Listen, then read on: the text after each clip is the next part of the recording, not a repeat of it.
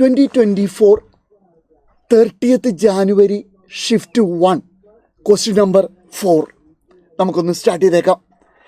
Young's modulus of the material of the wire of length L and cross sectional area A is Y. If the length of the wire is doubled, അപ്പോൾ L' is equal to 2L ആക്കിയെന്നാണ് ഇവർ പറയുന്നത്. എന്തോ ആകട്ടെ.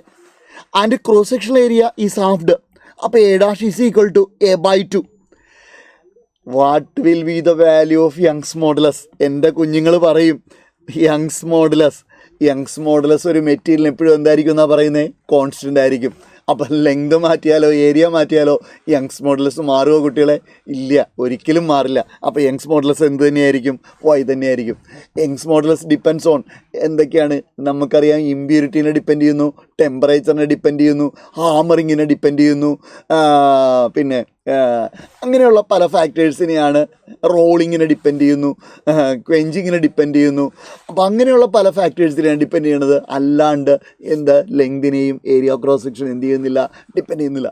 ഒരു ഇക്വേഷനിലെ constant ഇക്വേഷനിലെ പാരാമീറ്റേഴ്സിനെ ഒരിക്കലും എന്ത് ചെയ്യത്തില്ല? ഡിപ്പെൻഡ് ചെയ്യത്തില്ല.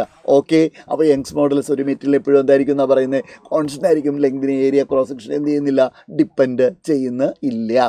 ഓക്കെ, അപ്പോൾ അതും നമ്മൾ ഈസി ആയിട്ട് ചെയ്ത് കാണും. ഓക്കെ.